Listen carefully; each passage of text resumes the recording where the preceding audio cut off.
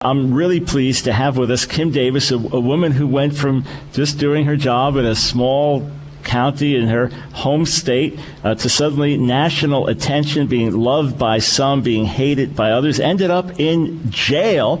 If we talked to Kim Davis at the beginning of 2015 and said, "Do you think you'll be spending any time in jail this year?" I think the answer would be absolutely not. Why would I be in jail?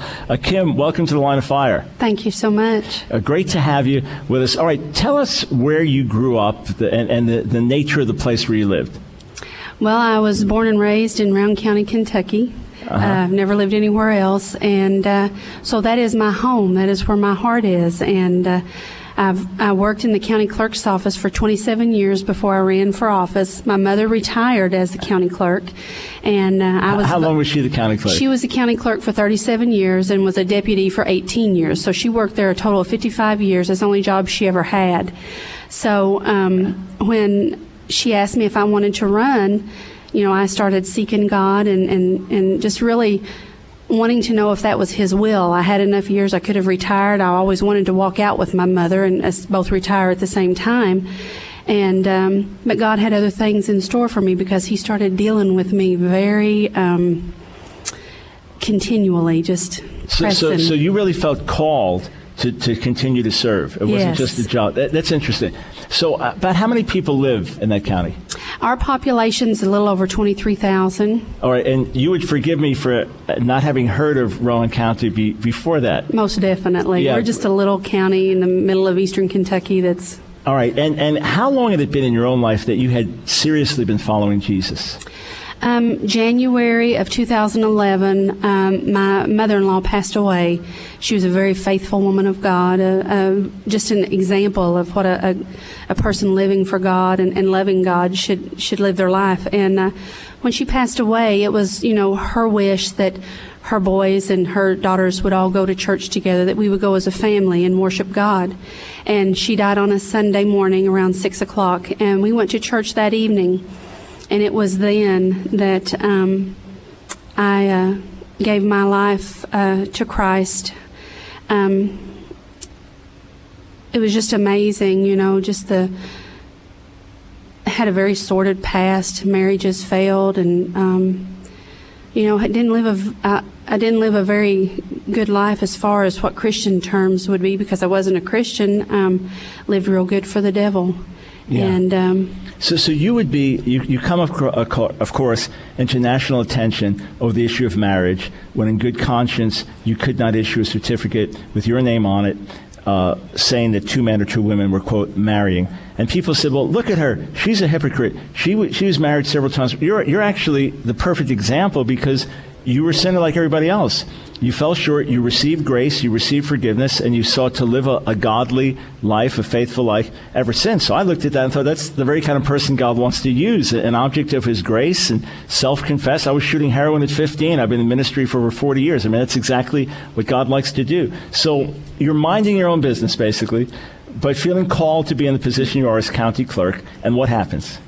Well, in January, went to a new clerk's meeting, and at that point, it was actually the second meeting that I attended in January, got appointed to a committee that was to set over what we as a County Clerks Association would do if the Supreme Court heard the same-sex marriage issue and voted, for it.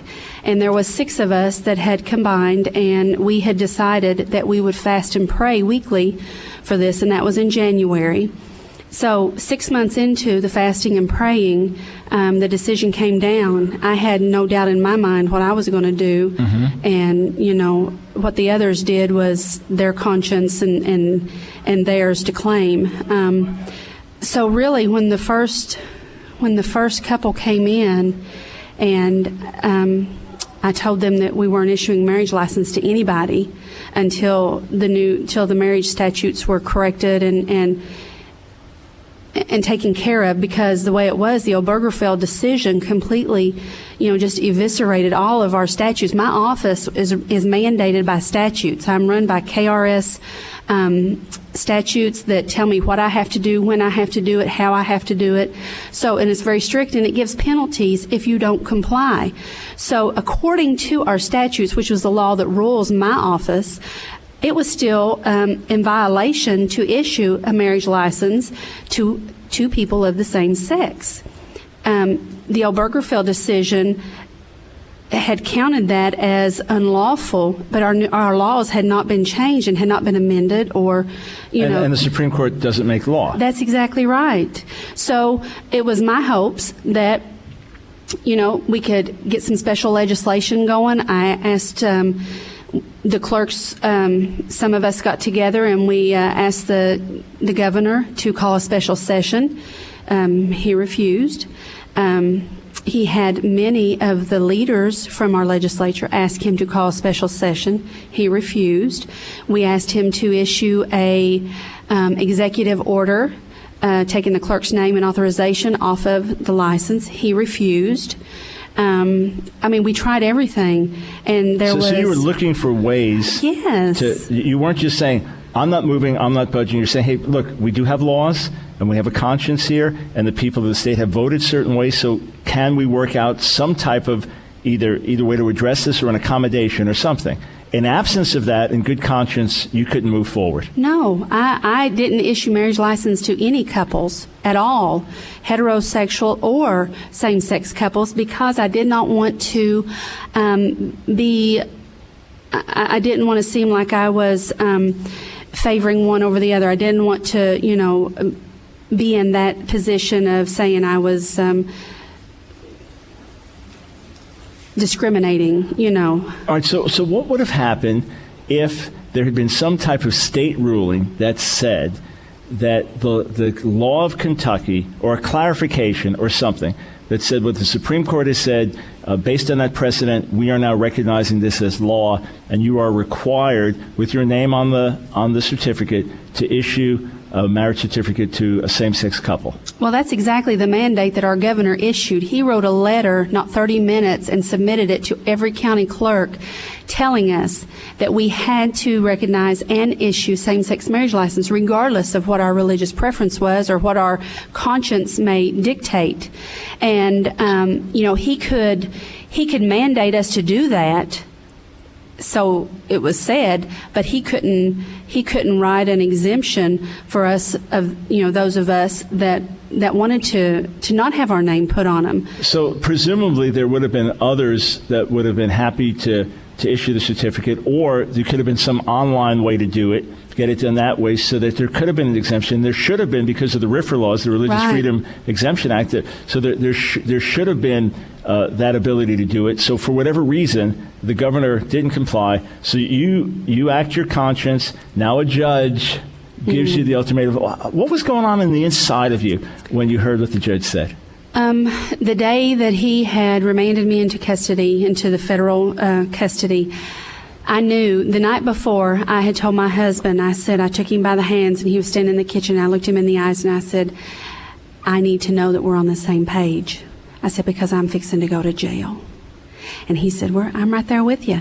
I said, okay, that's all I need to know. So that morning, we went to court, and I knew when he came in with that pad of paper, he had a legal pad that had yellow paper on it, and he already had all his stuff written down. He didn't write down any of the testimony. He didn't write down anything. It was already written down. He already had his mind made up. He already had the federal marshals there. He already had attorneys there for my deputies in place. So, because he was going to try to coerce them and force them to do the exact same thing that he was trying to do to me. And he also had the Carter County Detention Center there waiting with a wagon to take me back into custody. And so when he had determined that he didn't care about my First Amendment rights, and that he just basically wanted his motion, his order carried out. And he knew that wasn't going to happen. And he knew if he fined me, that the fines would be paid. And so the only way that he felt, I guess, that he could really put a crunch on me is to put me in jail. So when he told me, he said, Miss Davis, he said, you're hereby remanded into federal custody. I cleared my throat. My heart was about to pound out of my chest. And I stood up and I said, Judge Bunning, thank you. I turned around and I looked at my son and I walked out the door. The federal marshals came and got me and walked me out. And as soon as I walked out, I raised my hands up, giving God praise and glory, because I knew that was God's will. And when I got into the holding cell... I'll tell you what, we'll continue. Kim Davis brought into the holding cell, what's going on, and how Kim now looks back at her decision, which had ripple effects across the country. Here again is Dr. Michael Brown.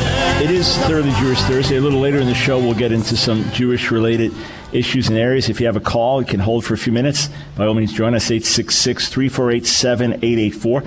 But I'm at NRB, National Religious Broadcasters Convention in Nashville, Tennessee, sitting with Kim Davis, who came into national attention when, as a county clerk, she could not in good conscience issue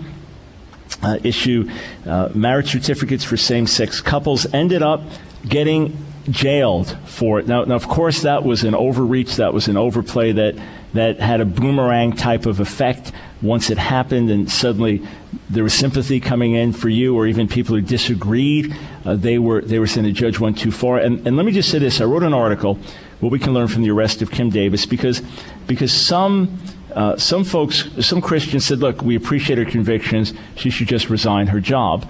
The issue, of course, is that legally in Kentucky, she shouldn't have had to. There should have been a religious exemption. There are numerous options that could have allowed her to keep her job and honor her religious convictions. But I said what we can learn is the attack coming against Kim, which was savage and ugly, was because she was a Christian. That was the issue. And that's what was under attack in our nation. It was the issue of Jesus and identifying with him and saying that two men or two women coming together is not, quote, marriage. So, Kim, you are remanded to prison. You get into the holding cell. What happened? There was a metal, very cold metal bench, and after they had locked the doors and everything, I hit my knees, and I just cried out to the Lord and said, Jesus, I need you to put a hedge of protection around my deputies. Let your angels encamp around them, that no harm would come to them, that they would stand on their own conscience. I can't put my conscience on anybody else. Yeah. And just pray that God would protect them and lead them and guide them. And when I was taken from the federal courthouse to the jail, I was transported by a preacher. When I was processed there at the jail, I was greeted by two Christian women who cried the whole time they booked me in. Wow. I was very well taken care of there at that jail, and it was a very peaceful time for me. The impouring of mail was amazing. Yeah. Probably 10,000 pieces of mail into the jail. And were you a very public person before that? No. I mean, that's all, I'm just asking. Yeah, no, I was very private. I just kept my own self, and I didn't meddle in other people's business. And that's, this was pretty overwhelming. And you have not been looking for your own reality TV show since then? Oh, Lord, no. No. I mean, it's self-evident that the moment anyone would meet you that you just want to live your Christian life and mind your own business in that respect. Yes. And here you are again, God's ways, choosing the foolish to confound the wise, as we were talking during the break. So during your time in jail, obviously you weren't beheaded, you weren't tortured, but still, it's who's expecting that? And, right. So you had God's grace and presence and encouragement with you. So not that long after, a week after, the judge now lets you out. The thing is now working against him, not for him. Yeah, and the funny thing about that is I was scheduled for a visit on that Tuesday that I got released, and there was a lot of people there, and they were having a rally out front, and the judge issues this order to release me with a condition that I don't interfere with my one deputy that didn't have any issue issuing the license or giving the license. And of course I was ecstatic when I heard I was getting out, and I told him to read me the condition, and I said, well, I'll just go ahead and stay here. I was in for the long haul. And the jailer said, well, I can't keep you because I have an order to release you. And then that's when I had to really decide what I was going to do when I went back to work. So I got released on that Tuesday, and I took Wednesday, Thursday, and Friday off. And I sought godly counsel. Just really prayed to God, asking for the right direction in this, because this was going to kick it up a notch. Yep. And so I decided that, if the governor wasn't going to give me my exemption that I requested, the Kentucky RFRA would support an exemption because that's our law, and so I gave myself an exemption. I actually altered our marriage license to show that it was issued pursuant to a federal court order, and I put my court order on there, and I put the judge's initials on there, and removed all authorization that was, as far as the license was concerned. I told my deputies that they were not to issue any license. They had no authority, no authorization, no permission. But I think there was a couple that actually had got issued by the one deputy. Mm-hmm. All right. So looking back now, how do you feel about everything? I feel very blessed. Mm-hmm. To be, I'm a very unlikely vessel. But you're a courageous vessel. You're a courageous vessel that God used to minister to many and give backbone to many, Kim. And that is from our Lord. I mean, He is my heart and soul. Mm. I love Him with every fiber of my being, and I know. And that was the promise I made Jesus when I gave my life to Him. I will love you with my whole heart, mind, body, and soul. I'll have my apron of service on for whatever and whenever you call. Because more than anything, I wanted to be used of God. Because with my past, I thought I never could be used. Yeah. But that's the wonderful and God uses you in marriage, yes, in the marriage of all things. Yeah. Yes. Incredible, incredible. And how did things play out in your state as far as how the state felt about Kim Davis from what you know and the decision you made? Well, I received a lot of support over the emails and people coming in. I still receive cards and emails to this day, garnering support. People come in. They'll be driving through on vacation and just stop in to say hello or whatever. But our community has just been wonderful. Yeah.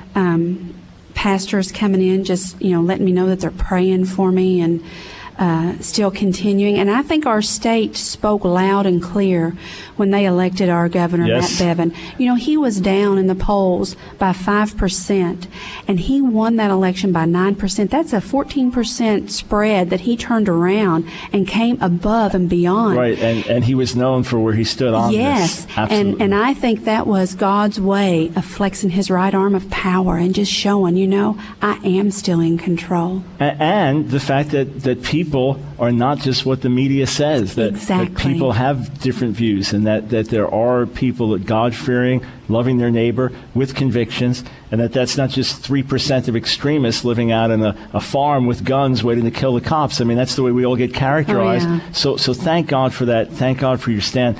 Now there's talk, some have proposed separate marriage forms for gay couples in Kentucky. We've just got a few seconds. What do you think about that?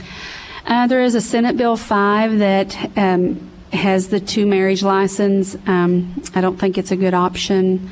I don't like that. I think that's a lawsuit waiting to happen. Yeah, and from my view, we still need to oppose the idea that this is marriage.